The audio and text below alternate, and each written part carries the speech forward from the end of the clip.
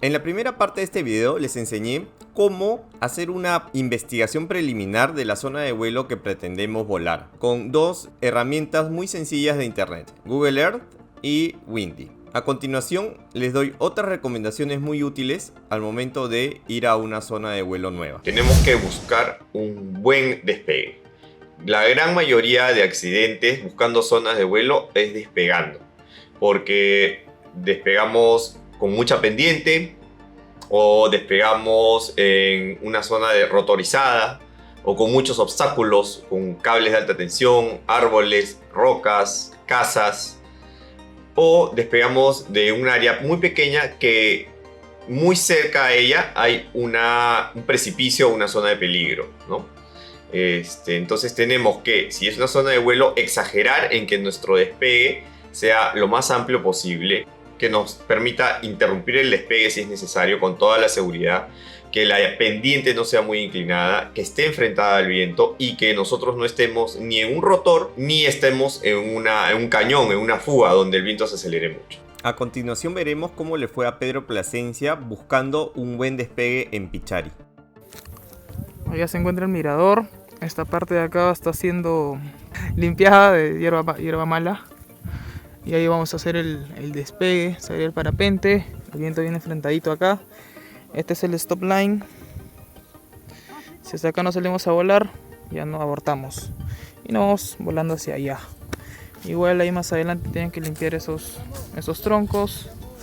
Y salimos a volar tranquilo. Justo el viento viene en esa laderita que está allá enfrentadito. Y vamos para Pichari, que está allá.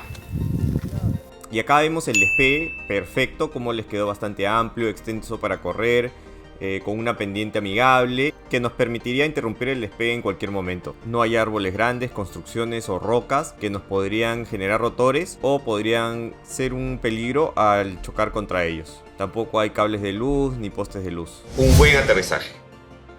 Otra causa de accidentes buscando zonas de vuelo es que no buscamos previamente un sitio apropiado donde aterrizar. Puede ser que el sitio sea maravilloso para volar, despegamos bien en una zona súper amplia y volando nos damos cuenta que abajo no tenemos dónde aterrizar. Por muchas razones. Porque estamos volando sobre una ciudad, porque es un valle muy estrecho y está el río y no hay dónde aterrizar, porque hay cables de alta tensión o cables de luz. O sencillamente no hay un campo de aterrizaje lo suficientemente grande para hacer una aproximación adecuada. Entonces, ¿qué tengo que buscar en el aterrizaje? Casi lo mismo que en el despegue. Que este aterrizaje no esté en un rotor, no esté en un efecto fuga o un venturi, que me acelere mucho el viento, que haya suficiente espacio para poder hacer mi aproximación. ¿Eso qué significa? Que no haya construcciones muy altas o árboles muy altos en la aproximación. Y muy importante, que no haya cables de alta tensión. Los cables de alta tensión son muy peligrosos en los aterrizajes. Y en muchas zonas, por ejemplo en el Perú, están por doquier. O sea, acá se ponen cables de luz por todos lados. Hay que tener cuidado tanto como los de alta tensión como los cables simples de luz. Porque esos simples de luz, esos pequeños postecitos con un cablecito de luz es suficiente para estolear mi vela, o yo para electrocutarme, o para recibir quemaduras. O sea, son obviamente mucho más peligrosos los cables de alta tensión, las grandes torres, pero no hay que subestimar los postes de luz corriente, que también son muy habituales en las áreas rurales y que además son más difíciles de ver porque son postes pequeños con un cable simple. También hay que ver en el aterrizaje si la propiedad es privada, porque muchas veces son terrenos cultivados. Si vamos a aterrizar ahí, hay que pedir permiso a los propietarios, y más aún si es posible que pisemos sus cultivos. Podríamos meternos en problemas muy serios si dañamos el cultivo de un agricultor malhumorado. Acá vemos cómo Pedro en Pichari escogió esta cancha de fútbol como aterrizaje, que no está mal, no es pequeña. Este tipo de cancha sí se puede aterrizar. Lo ideal, sin embargo, es tener campos más extensos, más largos, para poder hacer una aproximación más sencilla. Pero tenemos la ventaja que en esta cancha no hay árboles o construcciones alrededor altos, y no lo cruzan tampoco cables de luz, así que está bastante razonable usarlo. Lo ideal también sería que haya un campo alterno en caso nos pasemos para poder aterrizar, que aparentemente este campo no tiene. Tendría que tal vez explorarse un poco mejor otros campos de aterrizaje alternativos. El horario de vuelo. Esto yo sí lo recomiendo enfáticamente, es casi obligatorio. Si eres nuevo, si no tienes mucha experiencia, vuela temprano. Madruga, levántate temprano, de forma que puedas estar ya en el despegue antes de las 8 de la mañana. Antes de las 8 de la mañana, usualmente no hay ni viento fuerte, por lo cual no va a haber rotores fuertes y no va a haber térmicas. Hay excepciones, por supuesto. Hay días o lugares, situaciones geográficas que inclusive 6, 7 o 8 de la mañana hay viento fuerte. Si eso pasa, si hay viento fuerte, de ninguna manera. Pero tenemos más chances de encontrar condiciones calmadas antes de las 8 de la mañana. Tenemos muchas ventajas. No hay rotores, no hay térmicas.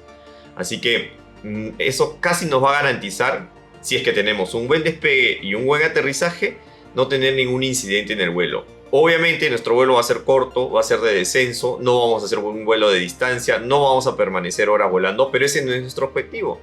Nuestro objetivo es poder encontrar una zona de vuelo y no lastimarnos en el proceso. Así que el horario, muy temprano en la mañana. Que no se te pase la hora. A veces decimos, ok, voy temprano, tomo desayuno, mientras subo al despegue, mientras preparo mi equipo, ya no son 8 de la mañana, son 9:30 o 10 de la mañana, 10:30, bueno, todavía es temprano, no hay tanto viento. No.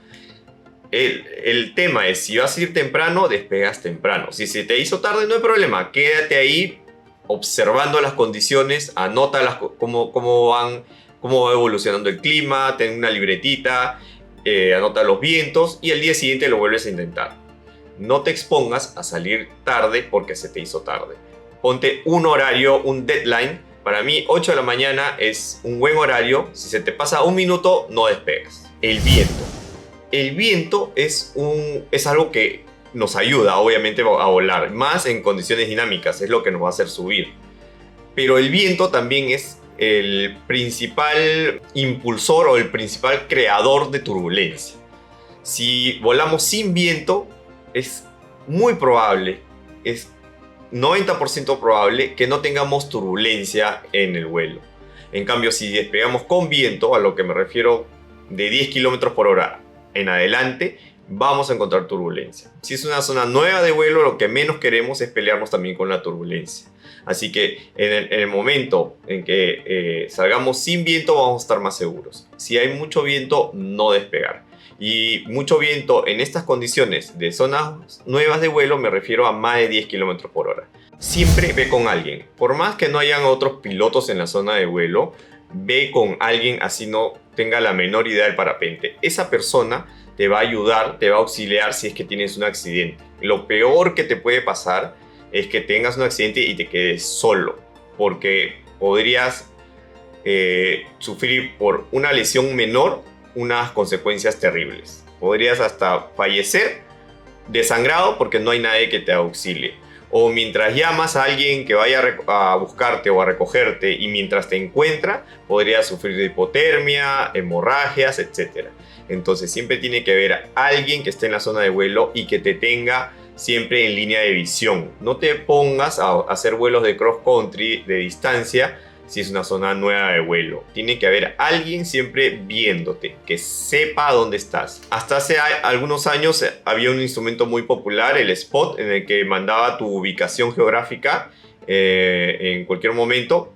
Esto está muy bien, pero ahora inclusive con el WhatsApp puedes compartir tu ubicación en tiempo real. Si es que tienes señal de teléfono, le pones compartir durante las próximas 8 horas y así esa persona te pierda de vista porque aterrizaste en un bosque o algo, va a tener tu ubicación y te pueden encontrar si es que sufriste un accidente o un percance. Ten también movilidad a la mano que pueda servir como rescate. No solamente por la comodidad de no tener que subir caminando, sino intenta que tanto en el trayecto desde el despegue al aterrizaje pueda haber un vehículo, tu vehículo o el de un amigo, que esté preparado para poder llevarte si es que tienes un percance. Lo ideal sería que inclusive tengas una camilla, una tabla rígida, por si tienes alguna lesión en piernas o columna. y que alguien que sepa utilizarla, obviamente, que tenga conocimientos en primeros auxilios. Ese es un plus, un ideal que si lo tienes, en buena hora. Si no, por lo menos un buen vehículo que te pueda trasladar en caso de una emergencia. Porque puedes ir acompañado con tu primo, con tu amigo, con tu vecino, y si los dos llegan en transporte público y tú tienes un accidente, ese amigo no va a poder hacer nada contigo. En cambio, teniendo un vehículo privado, particular, listo para la emergencia, pueden ahorrar tiempo sagrado en caso de una emergencia. Recuerden que los primeros minutos son los más importantes si tenemos un percance. Si se te ocurre algún otro consejo o recomendación que le puedes dar a alguien que va a explorar una nueva zona de vuelo, escríbelo en los comentarios. Si este video te pareció interesante o útil, me ayudaría muchísimo que le des like. Y no olvides suscribirte a mi canal si quieres recibir más contenido como este. Muchas gracias.